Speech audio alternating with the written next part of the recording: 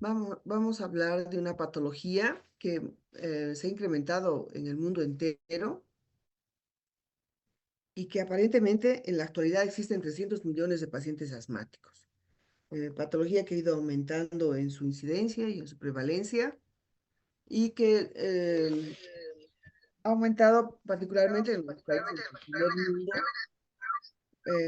pero en nuestro país no ha dejado de aumentarse como en esos países. Alguien pónganse en mute, por favor. ¿Ya? Muy bien. Entonces vamos a empezar a definir qué quiere decir. Villarruel, Barcaya, Villarruel, Pamela, no sé qué es, Denca debe ser.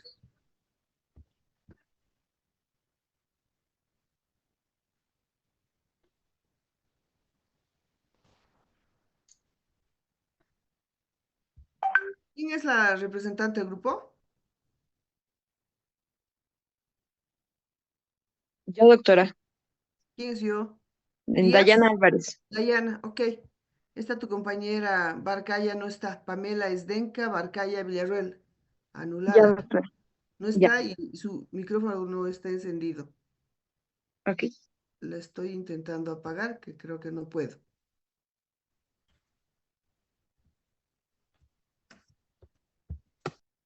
Ya, muy bien.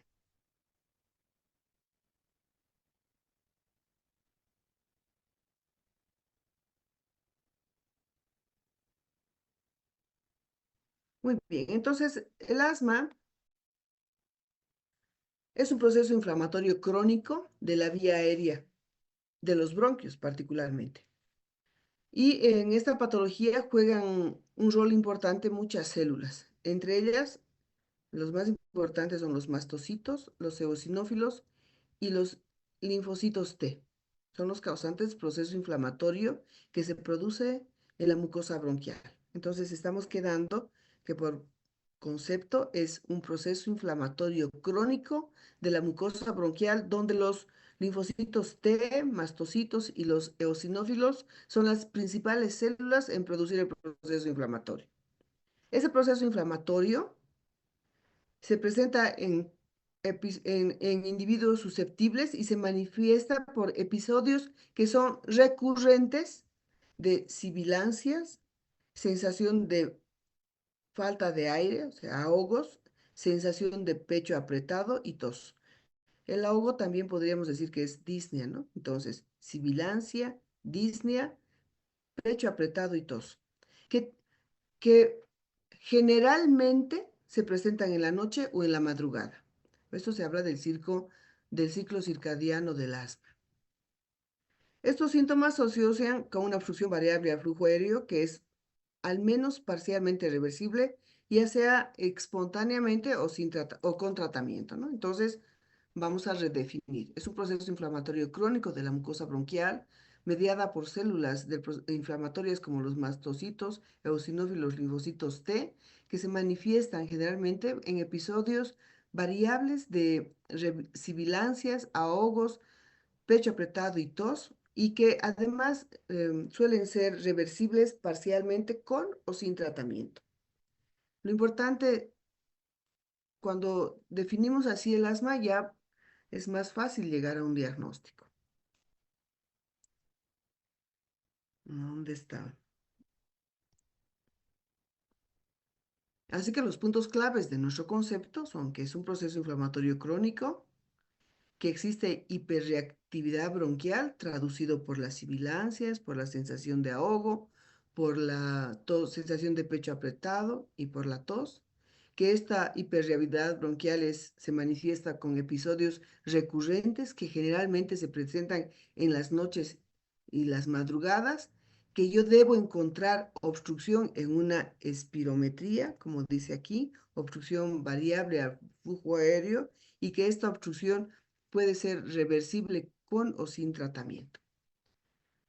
Pero lo malo es que la reversibilidad generalmente no es completa.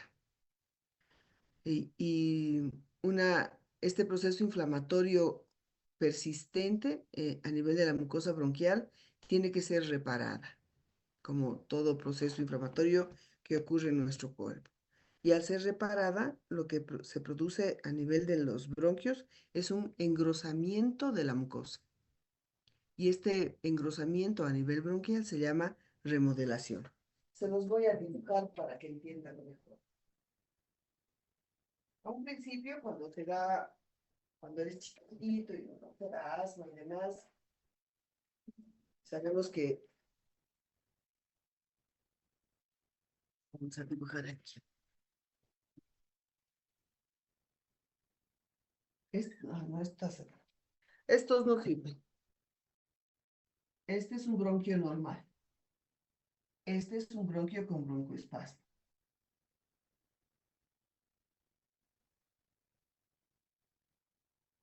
¿De acuerdo? Entonces, este es un bronquio normal. Aquí hay células, proceso inflamatorio, y aquí hay células, ¿no? Todo inflamado, edematizado, con mucha secreción mucosa en el asma. Y con espasmo de los músculos, del músculo liso de los bronquios. Cuando le das medicamento o revierte el broncoespasmo de forma espontánea, vuelve a estar así, supuestamente. Pero ¿qué pasa con el tiempo?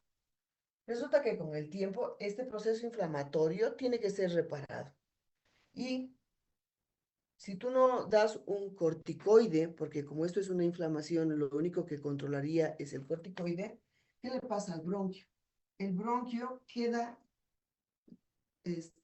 intenta volver a un tamaño normal, pero lo que no vuelve a su lugar es la mucosa, ¿no? La mucosa se engruesa y el bronquio permanece permanentemente obstruido, o si quieren, con disminución del diámetro de su luz, por lo tanto obstruido por la remodelación, o también denominado el remolding bronquial.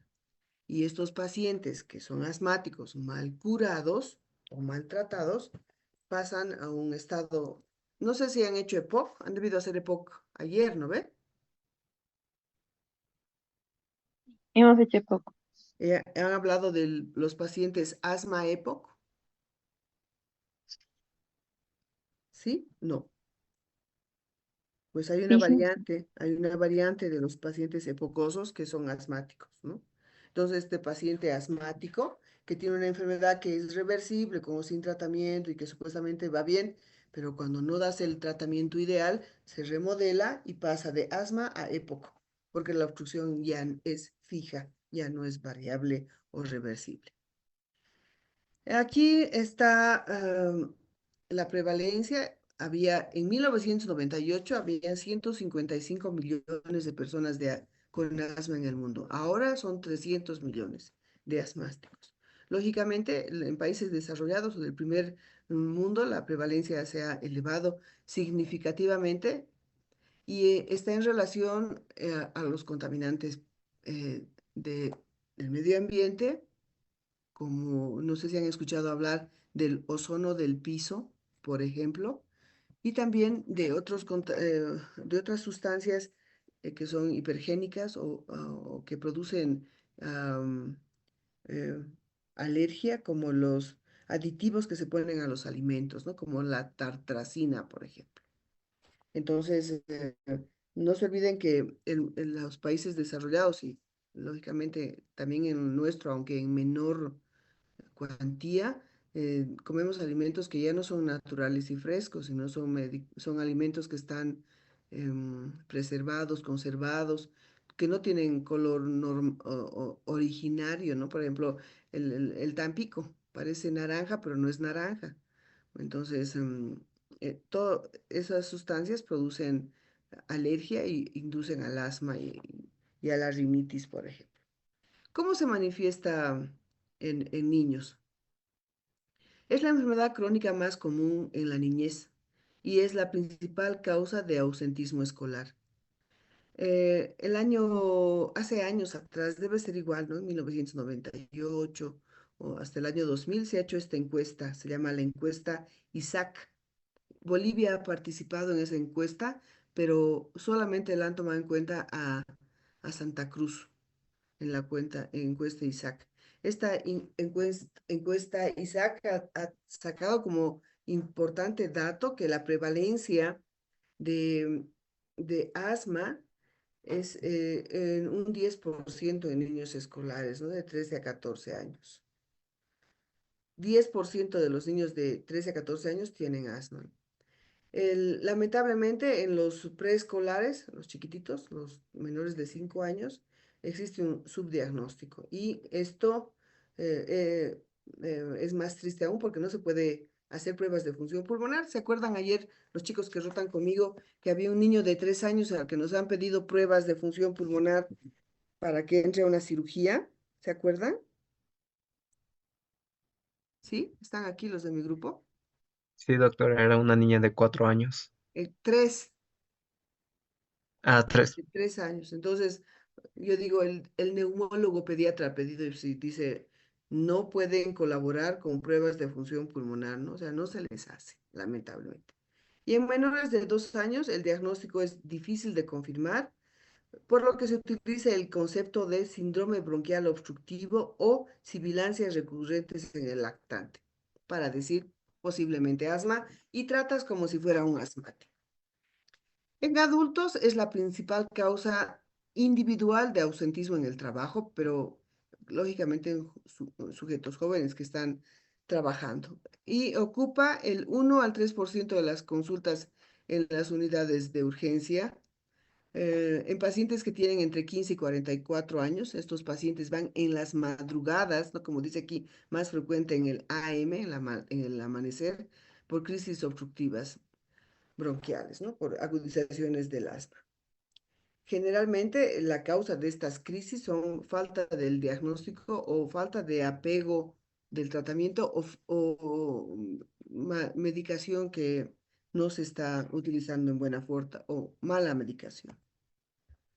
Así que el asma no es algo infrecuente, es frecuente en mi hospital, por ejemplo, en el Usuria del Oliva, es una de las causas más frecuentes de consulta en consulta externa. Cuando hablamos del diagnóstico, es sumamente importante hacer una historia clínica, averiguar en el paciente su vida, ¿no es cierto? Nos interesa, por ejemplo, la parte genética en relación a herencia, familia de asmáticos, o familia de atópicos, o familia de riníticos, familia de alérgicos a los antibióticos, ¿no? O sea, tiene que haber generalmente una historia de alergia en la familia. Eso debo averiguar, ¿no? En relación a los factores ambientales, pues las infecciones virales, particularmente los chiquitos que han tenido infecciones por el virus sincitial respiratorio, son los que pueden, em, ah, voy a decir, despertar su asma. N- Parece que no es que te da asma porque te dio virus sincitial respiratorio, sino el virus, la infección por el virus hace que despierte tu gen, lo que tenías dentro, para que te dé el asma, para que se manifieste tu asma, ¿no? Alergenos como los ácaros de las almohadas, de las frazadas, de las alfombras, que son em, pequeños parásitos que están ahí, que se entran a tu vía respiratoria y que te producen un proceso alérgico y que te hace dar asma, el humo del tabaco, los irritantes ambientales, como por ejemplo la lavandina, el amonio cuaternario, pueden producirte asma, el ejercicio, la risa, el llanto, el aire frío. Todos esos factores ambientales pueden hacer que despierten o te dé asma. En la misma historia clínica, yo debo buscar síntomas, los frecuentes, que como hemos dicho hace un momento, hiperreactividad bronquial manifestado por sibilancias, disnea, tos y sensación de opresión torácica o de pecho apretado que generalmente se manifiesta en la noche o en el amanecer, ¿no? Como accesos, ¿de acuerdo? Lógicamente estos síntomas van a ser diferentes dependiendo en qué momento yo revise al paciente. Generalmente estos síntomas se presentan de forma episódica, de manera espontánea. También pueden presentarse después de la exposición a factores desencadenantes. Por ejemplo, ustedes jóvenes que van a ir a las discotecas esta noche y por ahí hay algún asmático que entra a la discoteca llena de humo y le produce asma. ¿No? Las infecciones virales, alergenos, humo de tabaco, irritantes ambientales, bueno, todo esto te puede desencadenar asma. Y si yo le doy un broncodilatador y el paciente se alivia de los síntomas de tos, sibilancia, sensación de pecho apretado, pues resulta que esto te ayuda a apoyar más el diagnóstico de asma. ¿De acuerdo? Por ejemplo, ahorita, en este momento, Ah, ¿cuántos días son que llueven? 3, ¿no ve? ¿Cuántos días han llovido, chicos? ¿Continuos? 3, ¿sí? Sí, doctora. Enciendan sus cámaras. Cuando yo no veo quién está viendo, qué están haciendo, por ahí están viendo una novela. ¿Quién sabe cuánto es la humedad relativa?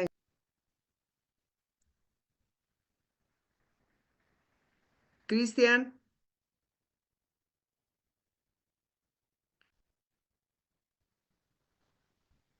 ¿quién es la responsable del grupo? Yo, doctora. Dayana Ok, Álvarez. no está Cristian. Ok. Gladys Ya. Alejo,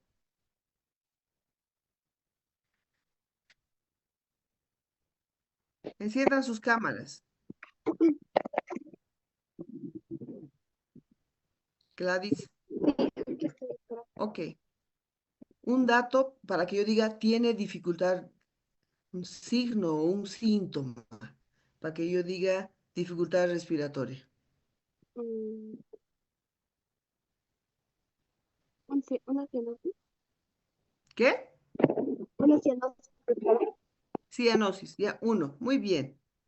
Libertad, pasa, otro dato de dificultad respiratoria.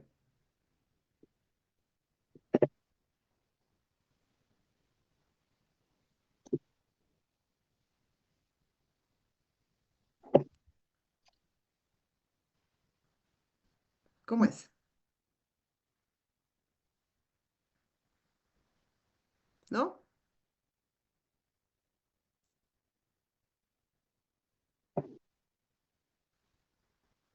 ¿No? Libertad, ok. Dayana, Doctora, dificultad respiratoria, signo o síntoma. puede ser taquipnea. Muy bien. Ramiro Ayala, otro. La disnea, doctora. Ya, ¿alguien dijo Disney? No, nadie, ¿no? Otro, Vanina,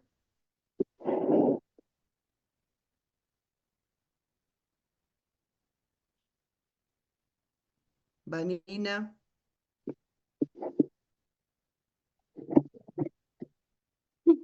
¿no? ¿Estás ahí? ¿No está? Yulisa Alejo. Ah, Vanina está. Dame un dato, Vanina, de dificultad respiratoria.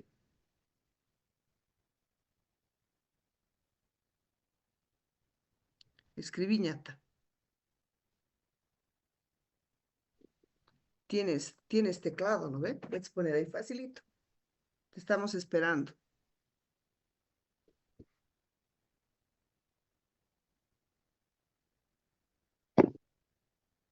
¿No? No tienes dedos. Fabricio Barreto, Puede ser dolor torácico, doctora. no, no es. Em, o tal vez mm, una tos. No, no es. Mildred Baltasar,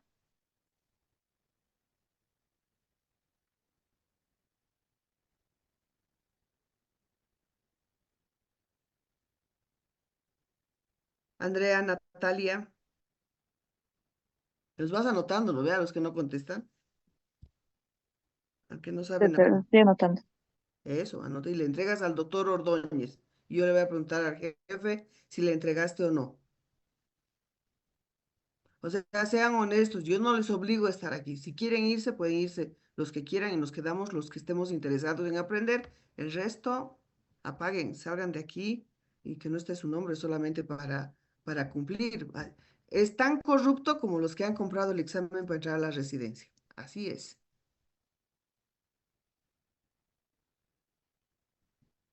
¿Cómo es? Andrea Natalia tampoco está, la sacas. Miriam, Araceli, Aquí, doctora, bien. puede ser tiraje, Muy puede bien. ser.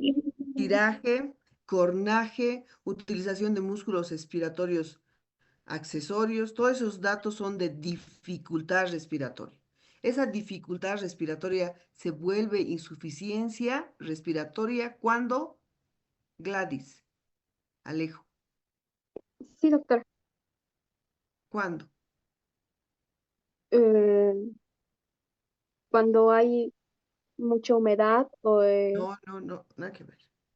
Insuficiencia. Una cosa es dificultad. A ver, dificultad respiratoria es cuando yo encuentro semiológicamente lo que acaban de decir tus compañeros, signos o síntomas. Disnea, cianosis, taquipnea, utiliza músculos respiratorios accesorios, estridor, tiraje. Esos son datos de dificultad respiratoria. Cuando esa dificultad respiratoria se convierte en insuficiencia respiratoria. Esa es mi pregunta.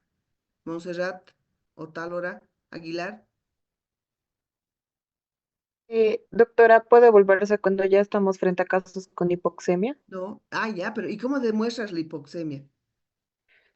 Tal vez cuando la PaO2 es menor Ve- a Muy bien. 60 milímetros de mercurio. ¿Qué le has hecho? Perdón, doctora. Para saber eso, ¿qué le has hecho? Bueno, le he tomado una oximetría para ver su oxigenación. No. una La gasometría, doctora. ¿Una qué? Una gasometría arterial, doctora. Exacto, Gladys, Ah, eso. Le has gasometría. hecho un agaso. Entonces, esa es la diferencia de una dificultad de una insuficiencia. En una insuficiencia yo tengo que demostrar que está con hipoxemia, lo que decía nuestra amiga Montserrat. O sea, una disminución de la presión parcial de oxígeno menor a 60. ¿De acuerdo? La insuficiencia respiratoria es tipo 1 y tipo 2. ¿Lo ve?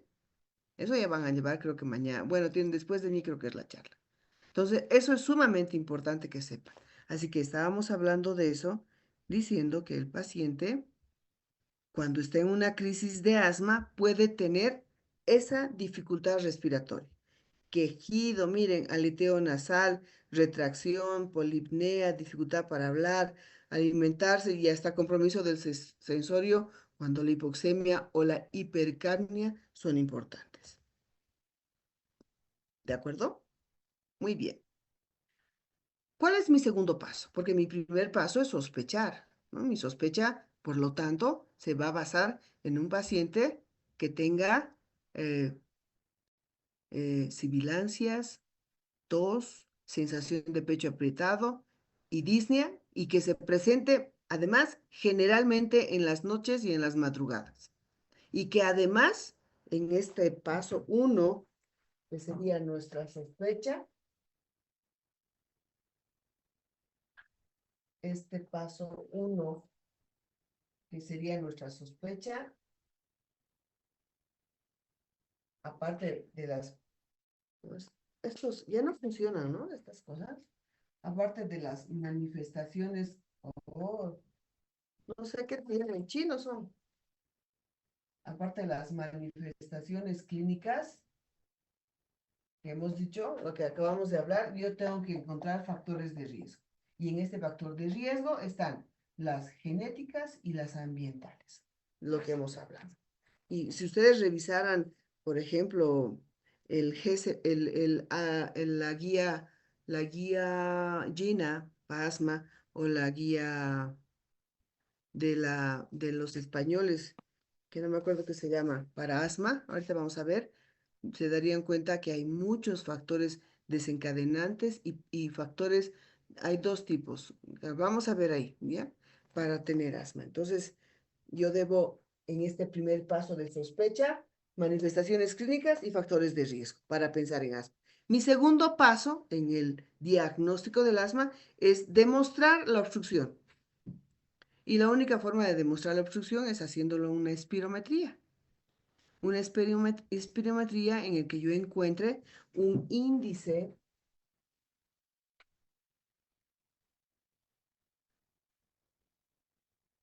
una espirometría donde yo encuentre un índice de permeabilidad bronquial. ¿Saben cuál es el índice de permeabilidad bronquial? Que es la relación FB1 sobre el FBC, que es la capacidad vital forzada, que esté menor a 0,70. O sea, obstructivo. O, bueno, hay otros criterios más en la actualidad, pero nos quedaremos con esto, ¿no? El índice de permeabilidad bronquial, que es la relación FB1 sobre el FBC, esté por debajo del 0,70. Eso debo encontrar. Pues les voy a mostrar una espira. En realidad les voy a mandar un espiro si es que encuentro aquí. ¿Dónde pueden estar?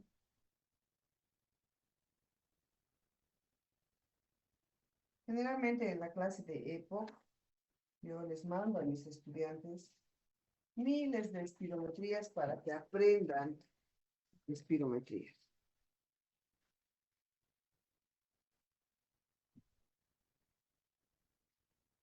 Allá va una.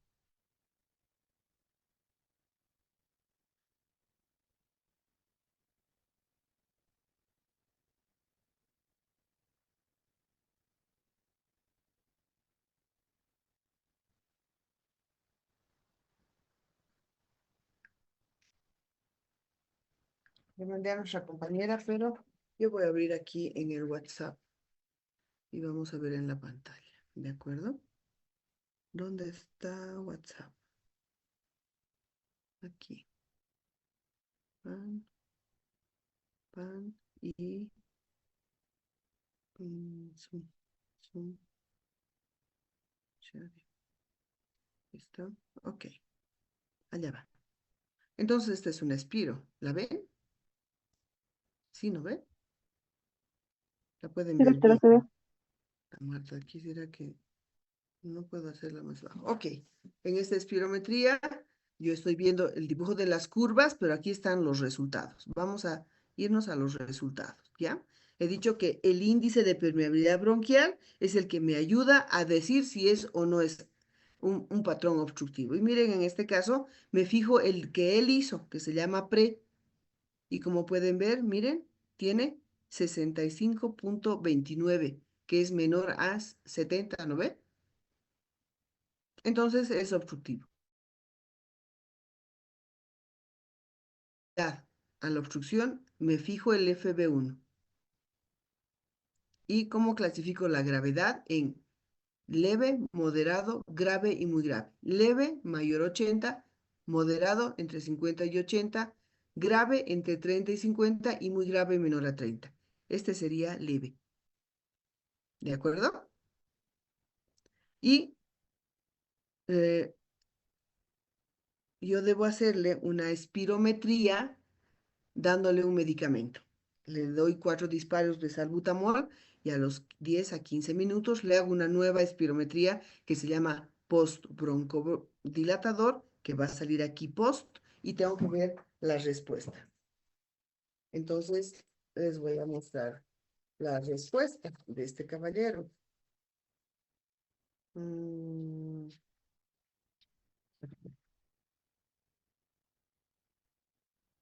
Allá va. Así que ese es un espiro.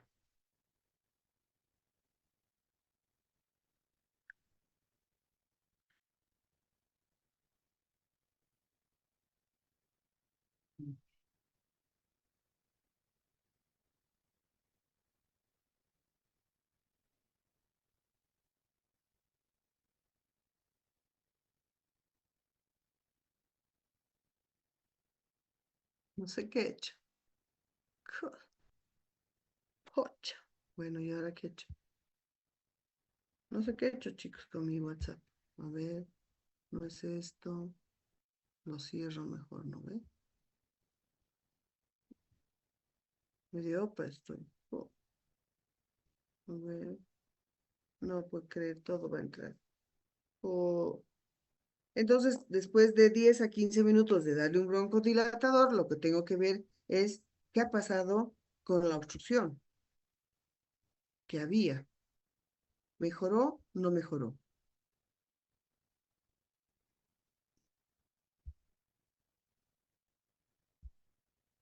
Y allá va.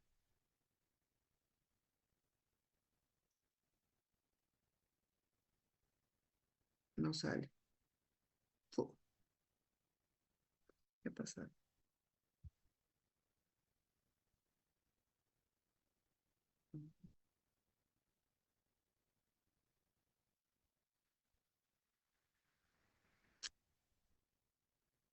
¿Están viendo mi pantalla?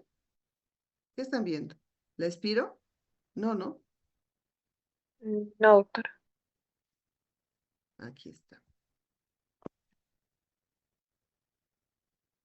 ¿Ahora sí? ¿Ahora sí? Uy, está bien movida, che. Corto.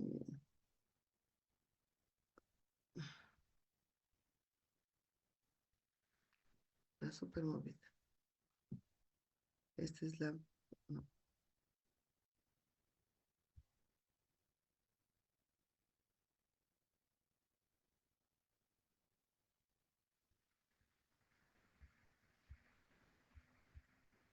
aquí está.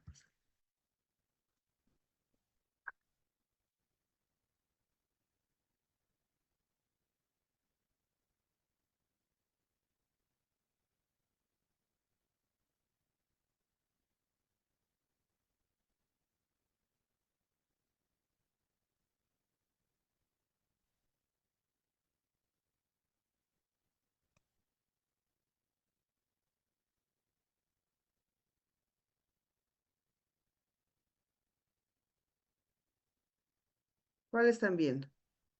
Las otras, ¿no? No están viendo la actual.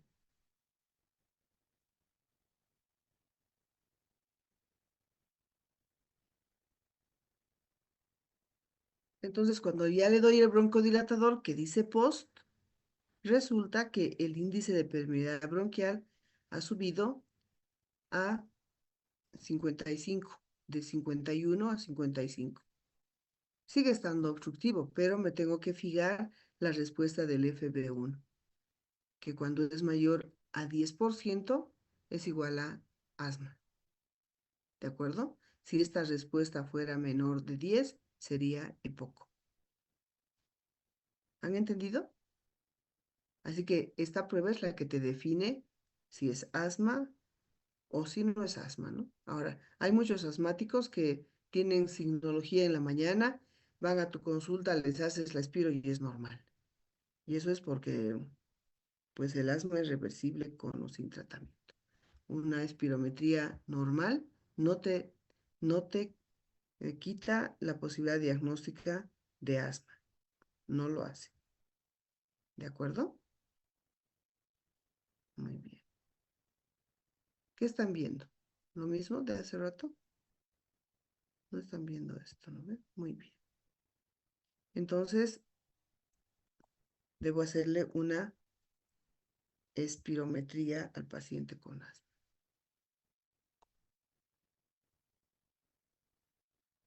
Aquí está.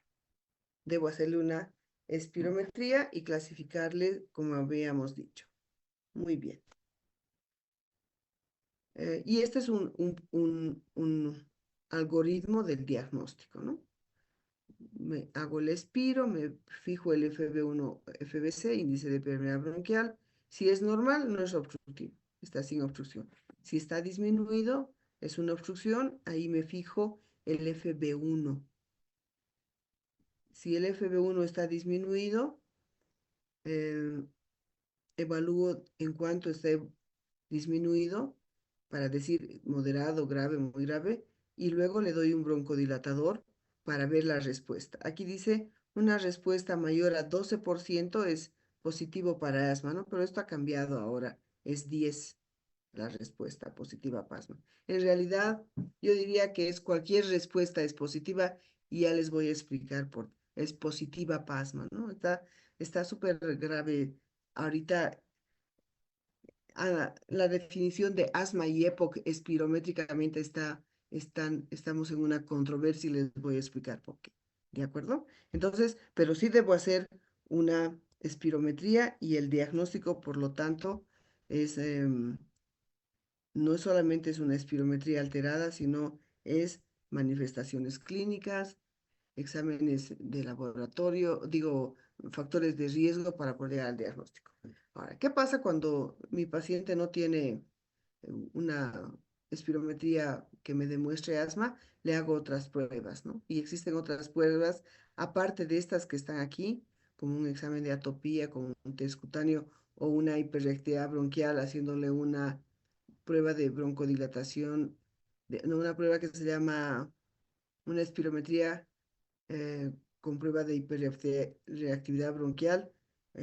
Ahora han aparecido otras pruebas más de las que vamos a hablar en un ratito. Déjenme terminar con esto. El diagnóstico diferencial en adultos con el asma son muchas patologías, pero la más importante es justamente el EPOC, con la que más problemas tenemos actualmente en el diagnóstico. También están las enfermedades cardíacas y particularmente el paciente que está en falla cardíaca, ¿no? Insuficiencia cardíaca. Las valvulopatías también son diagnósticos de diferencia. Está el tromboembolismo pulmonar, las bronquiectasias y la fibrosis quística, el EPIT, las manifestaciones atípicas y extradigestivas del reflujo gastroesofágico, los tumores endobronquiales que producen obstrucción, la disnea psicógena y la tos por IECAS, por medicamentos para la hipertensión arterial, ¿no?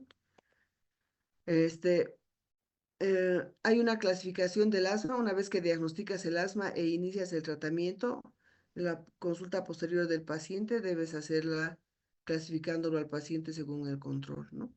Es, lo ideal es que el paciente esté controlado. Y cuando lo evalúas, puedes poner que el paciente está controlado, parcialmente controlado o no controlado, dependiendo de estas características que debes tomarlas en cuenta en cada consulta, como los síntomas diarios, la limitación a actividades físicas o actividades cotidianas de tu vida, síntomas nocturnos, la necesidad que des medicamentos de rescate y las pruebas de función pulmonar, ¿no? Eso deberías hacer cada vez que el paciente va a tu consulta.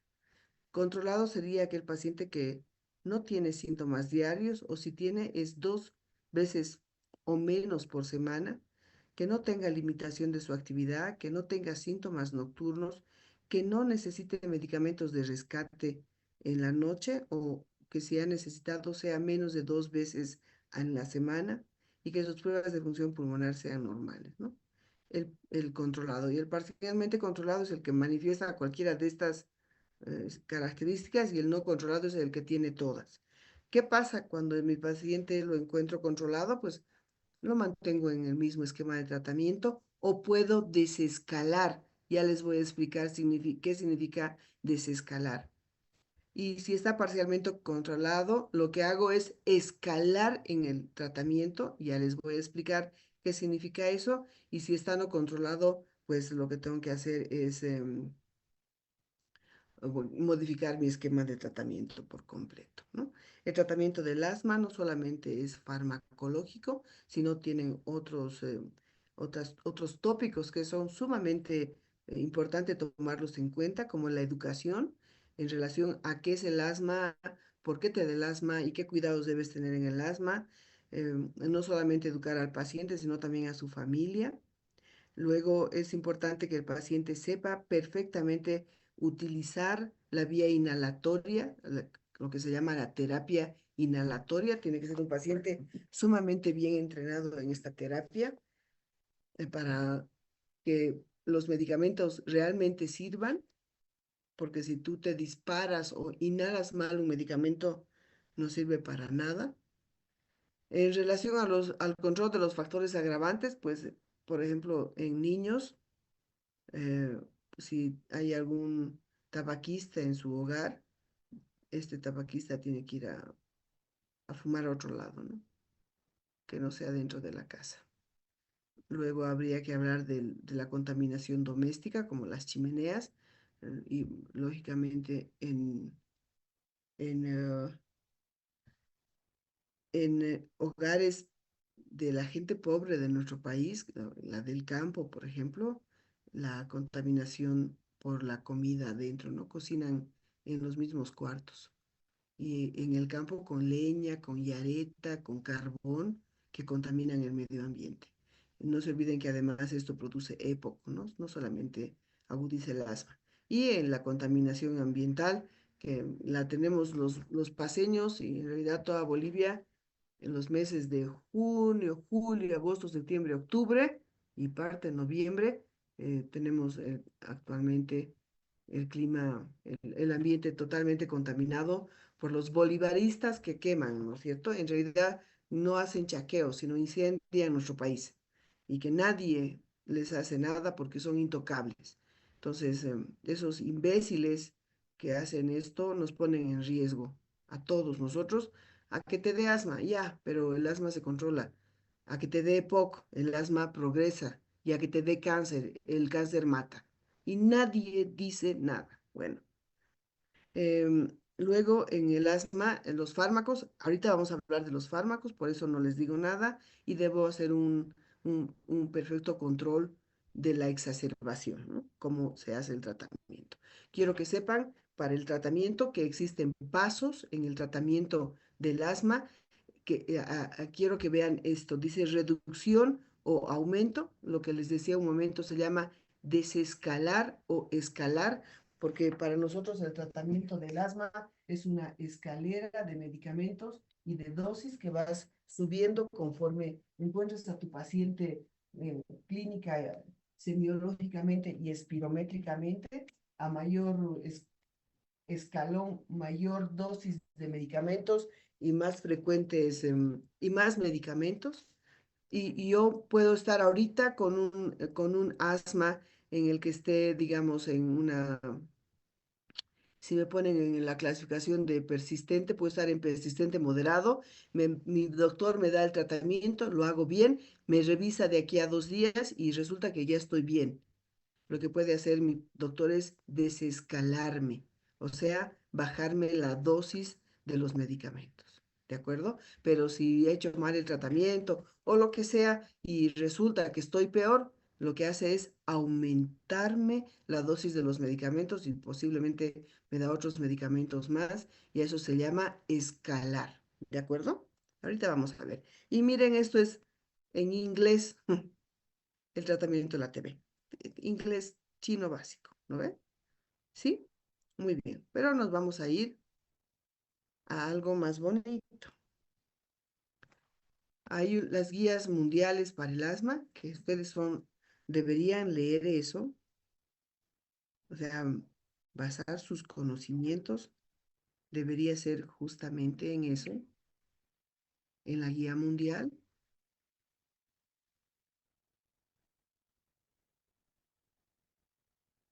¿Dónde está?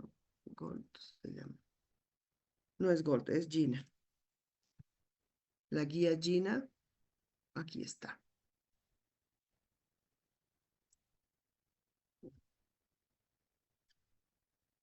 Entonces, lo que les voy a mostrar es un resumen que hace un grupo que se llama ARIA o Primaria, algo así, que no sé hasta ahora, que tal vez ustedes alguna vez han visto los resúmenes que hacen. ¿Ven esto?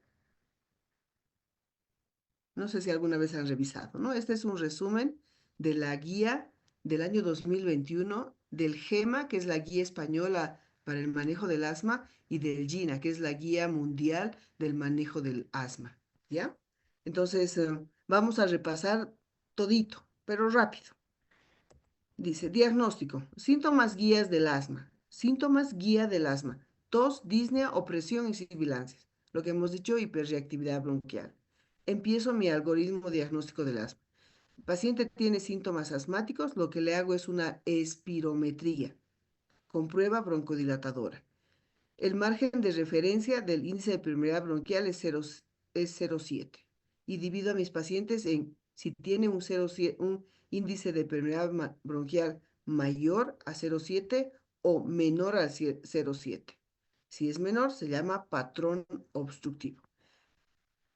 Le hago la prueba broncodilatadora. Si la respuesta broncodilatadora es negativa, eso significa que el FB1, la respuesta del FB1 es menor al 12%, para nosotros 10%, y yo sigo pensando que mi paciente tiene asma, le puedo hacer esto. Puedo medirle el pico flujo. Otra prueba, ¿no? Hago la prueba que se llama variabilidad domiciliaria del flujo expiratorio máximo o pico flujo. ¿Cómo se hace eso? Pues es bien fácil. Es una pinchecita cámara que le das a tu paciente para que lleve a su casa y le dices cada 4 horas usted va a soplar en el aparatito. Aquí está. Tiene aquí una, ¿ven?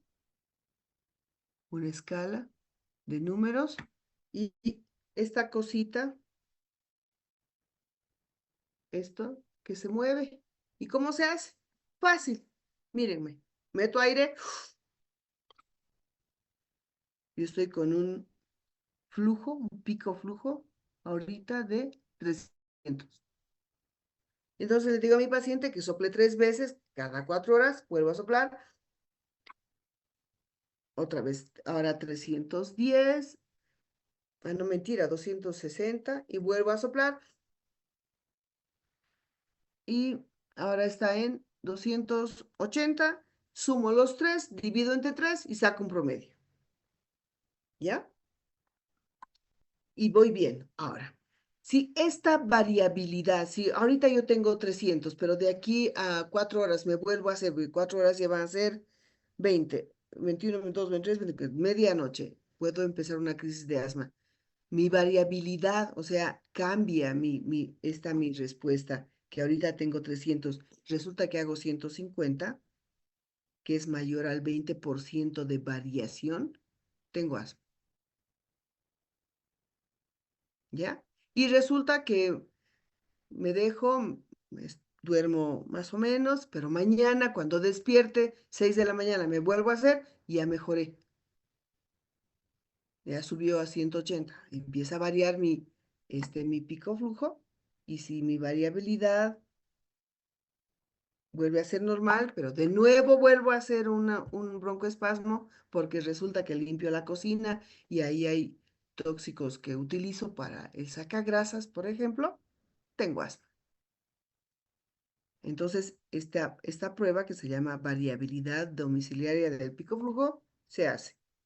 Fácil. Ya, no tengo, soy pobre, aunque esto vale $20. Otra prueba que ha entrado en vigencia en el mundo entero se llama el FeNO.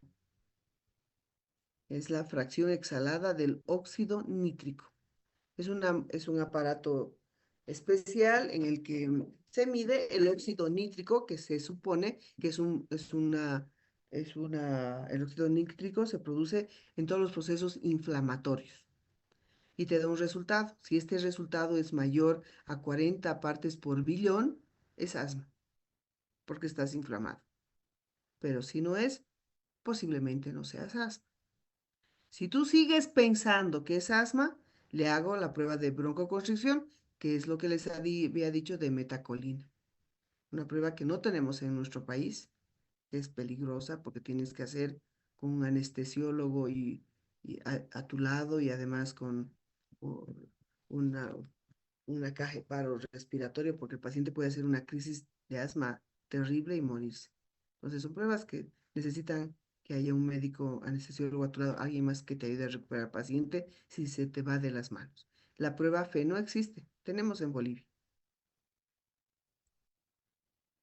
Y si aún yo sigo pensando, ¿no? Aquí dice que mi paciente es asma, pese a que todo esto es negativo, le puedo dar un tratamiento. Bueno, eso depende de la terquedad del médico. Pero miren cuántas pruebas podemos hacer para asma. Espiro, variabilidad de pico flujo, óxido nítrico, prueba de broncoconstricción. ¿De acuerdo? Muy bien. Y cuando la prueba es, la espirometría te muestra un patrón obstructivo con una prueba broncodilatadora positiva, o sea, una respuesta del FEV1 mayor al 12%, tienes el diagnóstico de asma. El lío es cuando esta respuesta no es positiva, es negativa, pues lo que haces es venirte aquí y hacer todas estas pruebas. Aún así, si tú sigues pensando que es asma, lo que haces es darle corticoide, prednisona 40 miligramos día por 14 a 21 días y repetir la espiro y ver la respuesta. Si el paciente mejora con este tratamiento, era asma. Bueno, muy bien. Ahí está. Esto es la clasificación del control del asma, lo que habíamos dicho, bien controlado, parcialmente controlado y mal controlado, que bueno, ya hemos hablado. Y esta es la clasificación del asma por gravedad, ¿ya? Clasificas al paciente asmático en intermitente y en persistente, siendo el persistente 3, leve, moderado o grave. ¿Cómo clasificas? Con síntomas diurnos, medicación de alivio, síntomas nocturnos, limitación de la actividad, la función pulmonar y las exacerbaciones que presenta, ¿no? Ahora, ¿por qué es importante que tú clasifiques a tu paciente asmático en cualquiera de estos 4 grupos? ¿Saben por qué? Porque dependiendo en qué grupo está, haces el tratamiento. Y aquí está, miren. Aquí está.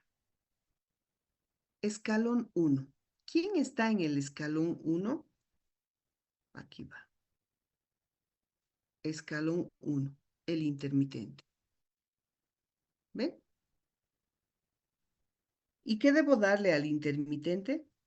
Debo darle broncodilatadores de acción corta o, mejor ahora, dice, que le des corticoide más formoterol o corticoide inhalado más salbutamol. Debo darle. Eso debo darle. En el segundo escalón está el paciente clasificado como persistente leve. ¿Qué le doy al persistente leve? De elección, dosis bajas de corticoides inhalados. Puedo darle antagonistas de los leucotrienos, o sea, montelukast, y a demanda puedo darle todo esto. Corticoide, bueno, ahí está. Y conforme yo voy viendo los escalones, miren, pasó dosis bajas de corticoide inhalado, y en el escalón 3, dosis baja de corticoide inhalado, pero más LABA. ¿Qué es un LABA? Es un broncodilatador de acción beta, o sea, beta 2 adrenérgico de acción larga. Eso es un beta 2. Eso es un LABA. Ya he aumentado otro medicamento. ¿Qué 4? ¿Quién es un escalón 4? Es un paciente que puede estar en cualquiera de los 2 escalones, ¿no? 3 o 4. Es un persistente moderado. A este le doy lo mismo, corticoide inhalado, pero ya no le doy dosis bajas, sino le doy dosis medias. Y más todo esto, ¿no ve? Y en el escalón 5, que sería un persistente grave, le doy dosis altas. Bueno, entonces la pregunta es, ¿saben qué esto a mí me encanta porque tiene todo? ¿Y cuánto es dosis baja, dosis alta, dosis media? Miren, aquí está. Dosis baja, dosis media, dosis alta. Ya no es dosis baja, sí, ya te dice. Si le voy a dar propionato de fluticasona, que es lo que tenemos aquí, dosis baja es esto, dosis media es esto y dosis alta es esto. En día, ¿no ve? Repartido en 2 dosis. ¿Entiende? Por eso es tan importante que lean, porque ustedes creen que se van a aprender esto en una charla. No, no ve. Tienen que saber cuándo es dosis alta, baja o media. Muy bien. Así que les voy a mandar a mi alumnita, le voy a mandar, a mi estudiante le voy a mandar esto para que le comparta con ustedes y vea. ¿De acuerdo? Muy bien. Y lo que debo hacer también en el paciente es seguirlo, ¿no? Entonces, vamos a aprender cuáles son, qué dar, cómo clasificar, por qué es tan importante ponerlos en persistente o en intermitente y en persistente en cuál está, porque eso me define lo que voy a darle. Eh, Debo hacerles control a mis pacientes frecuentemente, ¿no? ¿Qué debo controlar? El asma. Ahí va lo de control, ¿no? Totalmente controlado, mal controlado o no controlado. Debo controlar las comorbilidades. ¿Cuáles? Ansiedad, depresión, apnea obstructiva del sueño, gorditas, el reflujo gastroesofágico, rinosinusitis y la rinitis, eso debo controlar. Debo decirle que todo esto estimula, desencadena asma, que debe bajar de peso, debe controlar su nariz, hay medicamentos de control, ¿no? Debo evaluar efectos secundarios del tratamiento, ¿cuáles? De los broncodilatadores, taquicardia, temblor, hipertensión, arritmia, del corticoide, particularmente hongos. Debo revisar específicamente la técnica de inhalación, si le voy a dar una dosis medida presurizada, que es el chis. ¿Conocen el chis, no ven? No sé si tengo aquí chis. ¿Conocen o no conocen? Muchachos, No, no, doctora. no conocen. Ay, ¿dónde está mi esta punta? No sé dónde vamos a encontrar. Oh, no. ¿No conocen el DPI, el dosis presurizada, medida presurizada, que es el chis chis, ¿no? El que sale, ay, no tengo ni uno. Voy a tener que ir hacia abajo. Y luego vienen medicamentos en disco, en polvo seco, que son estos, que no vienen presurizados, sino vienen en polvo y que tú tienes que meterlos con tu inhalación. Para eso tienes que meter profundamente, ¿no? Bueno, tenía toda una canastita con medicamentos para enseñarles que los pacientes deben utilizar además una aerocámara para su uso.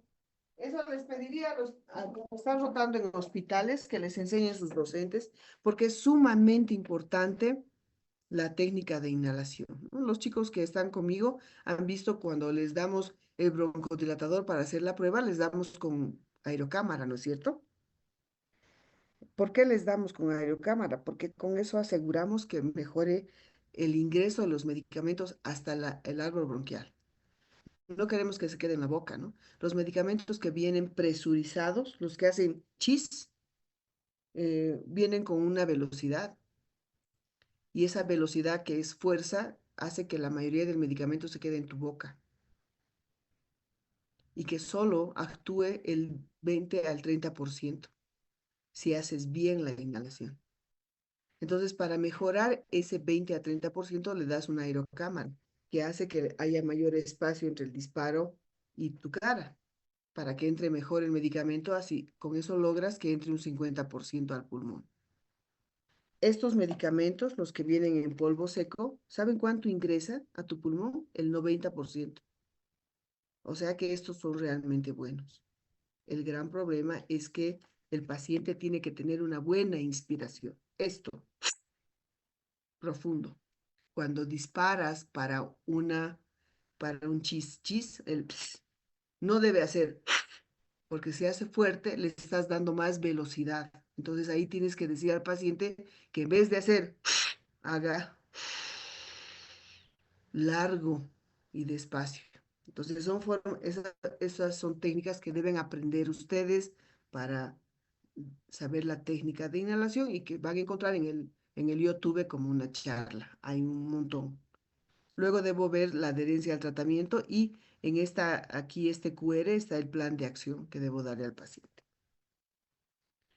Y ya cuando lo controlo, en bien controlado, parcialmente controlado, mal controlado, hago eh, el escalamiento o el desescalamiento, ¿no? De los medicamentos, ajustar la dosis para el paciente, ¿no? Como dice aquí, reducir o incrementar. Eso va a depender de cómo yo lo encuentre a mi paciente.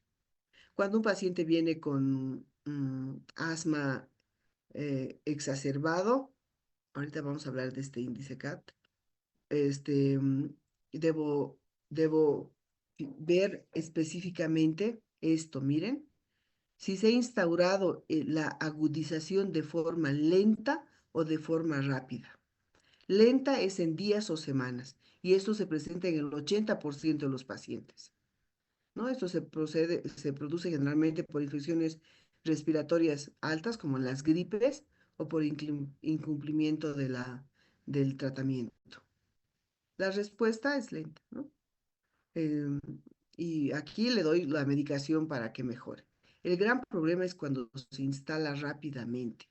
Eso significa que ha sido exposición a alergenos, a fármacos o a estrés y puede matar, porque esta respuesta de instauración lenta es inflamatoria, o sea, el edema de la mucosa, pero la instauración rápida es el broncoespasmo y eso te puede matar. Es peligrosísimo. Y ahí veo la gravedad y evalúo la gravedad dependiendo de estas características. Disnea, cómo habla, la frecuencia respiratoria, cardíaca, presión arterial, uso de músculos accesorios, sibilancias, nivel de conciencia, espirometría, saturación, presión arterial de oxígeno y presión arterial de CO2. Clasifico a mi asma agudizado en leve, moderada, grave o de riesgo vital. Y, y, inicio el tratamiento. Todos, de aquí inician con lo mismo. ¿Qué es lo mismo? El tratamiento de inicio para cualquiera de los grupos es de 4 a 10 inhalaciones mediante de dosis medida presurizada con espaciador que repito cada 20 minutos durante una hora. Ahora, le doy 4 o 10, dependerá, pues, ¿no? Le daré 4 a uno que esté en leve. 6 le podré dar a uno de moderada, 8 a uno grave y 10 a uno de crisis vital, ¿no? Eso va a depender de mi paciente, pero además debo evaluar frecuencia cardíaca, porque si está muy taquicárdico, tengo que llamarlo al cardiólogo para que me ayude a controlar la frecuencia cardíaca. Estos medicamentos, el salbutamol, que es lo que se utiliza, te producen taquicardia, hipertensión, arritmia. Entonces yo tengo que tener cuidado. Debo controlar frecuentemente esos tres signos. Frecuencia, arritmia e hipertensión. Eso debo controlar siempre. Cada vez que le voy a dar, antes de dispararle a mi paciente los 4, 6, 10 disparos de SABA, que es broncodilatador beta 2 de acción corta, como el salbutamol, debo tomar signos vitales. ¿De acuerdo? Y puedo, dependiendo del grado de la crisis, puedo iniciar ya corticoides. Y debo dar a todos oxígeno porque es necesario. Y mantener una saturación aquí en nuestro país por encima de 90, pero en otros países por encima de 95. ¿De acuerdo? Si mi paciente a la hora de lo que yo he iniciado este rescate, pero así, bien hecho, no mejora, lo que hago es mandarlo a un hospital. Lógicamente, no a todos, ¿no es cierto? O sea, no a todos voy a evaluar como va en una hora. Si yo estoy frente a un paciente que está con una crisis de moderada a grave o peor, si aún es potencialmente fatal o de riesgo vital, no voy a esperar que reaccione al tratamiento. Yo voy a ir con el paciente en la ambulancia, en su auto, en minibús o en lo que sea, controlando la medicación, dándole los medicamentos y voy a ir a un hospital. Pero el tratamiento de una crisis de asma empieza en su casa o donde está el paciente, no empieza en el hospital. Eso quiero que sepan. ¿De acuerdo? Para eso ustedes tienen que estar preparados. ¿Sí? Muy bien. Aquí está, ¿no? Evaluación inicial a nivel de gravedad, crisis leve, lo que habíamos hablado, ¿no? Todas empiezan con lo mismo, corticoides. Aquí dice, leve, de 2 a 4 pulsaciones cada 20 minutos.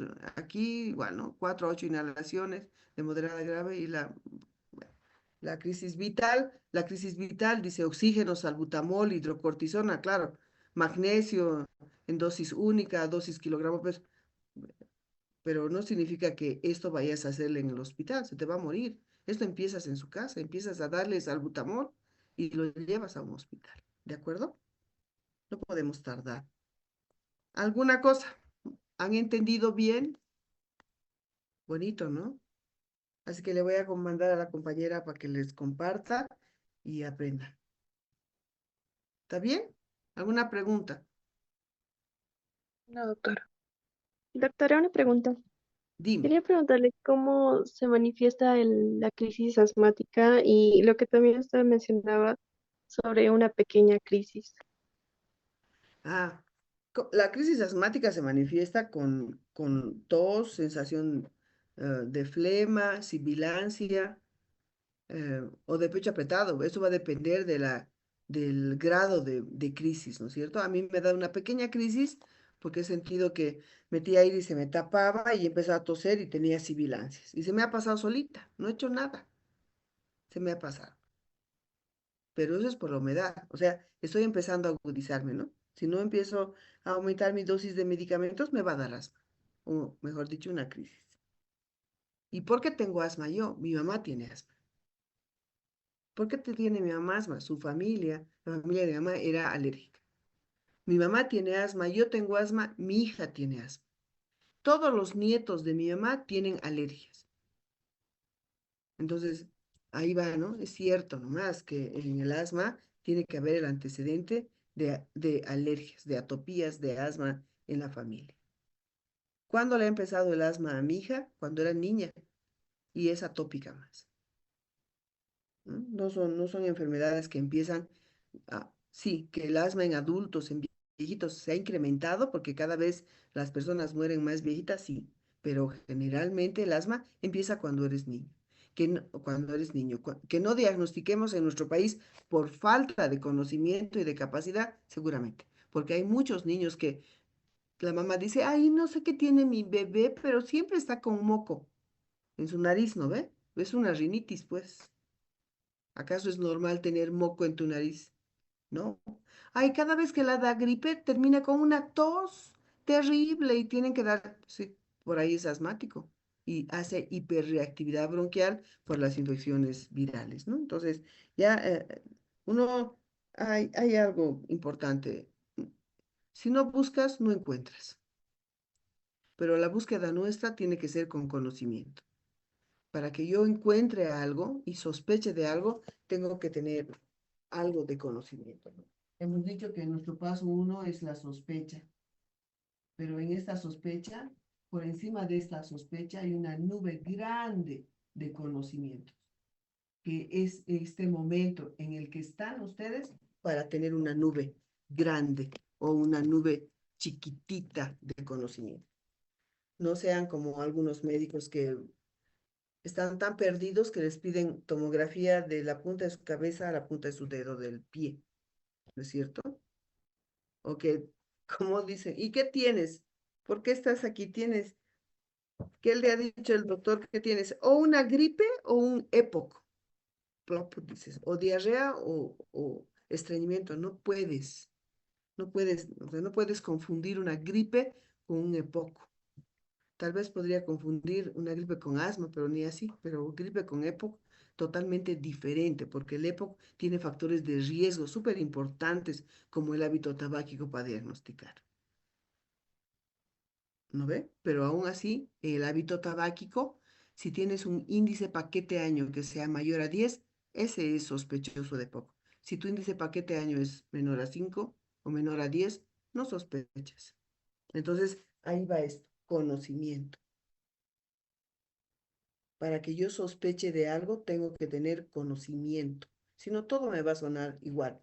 Y cuando hablamos en neumología de signos y síntomas, pues resulta que los signos y síntomas de las patologías respiratorias son súper poquitas.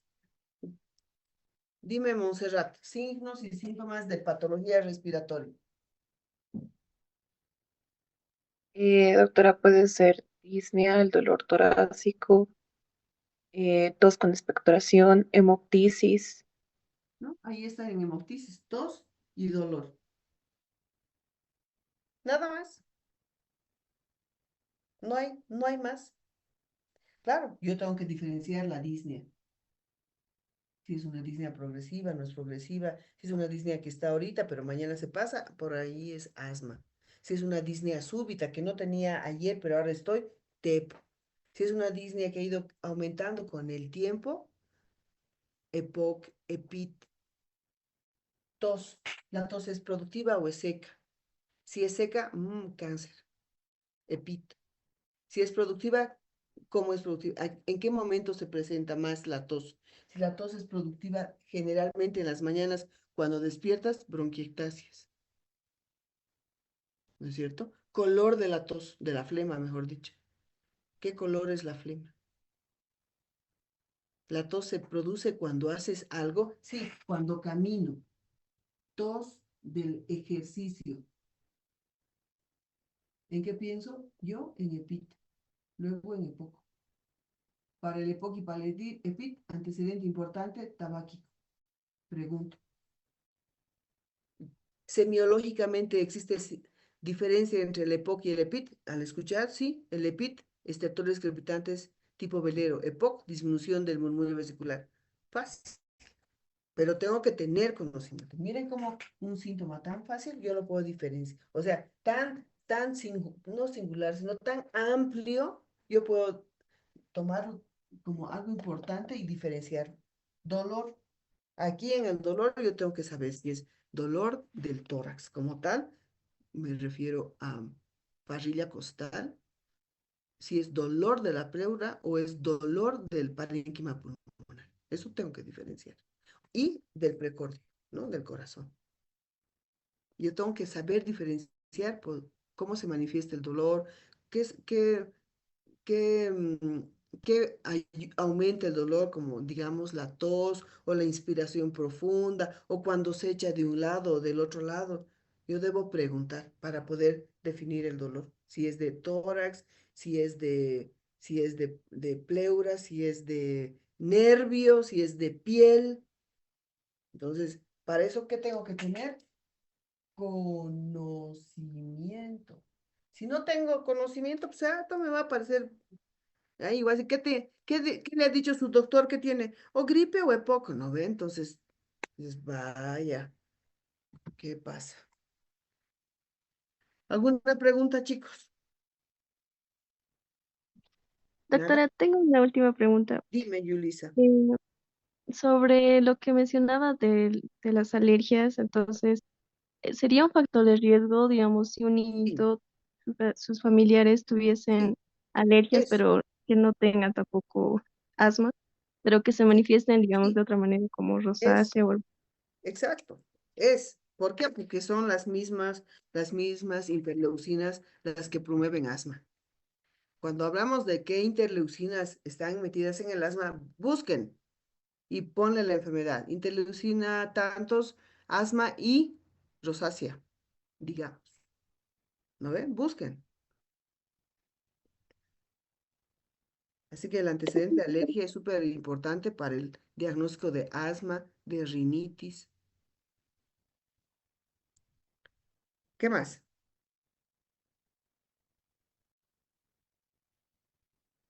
¿Nada más? Muy bien, chicos. Que descansen. Buenas noches. Hasta el miércoles. Chao. Muchísimas gracias, doctora. Hasta luego.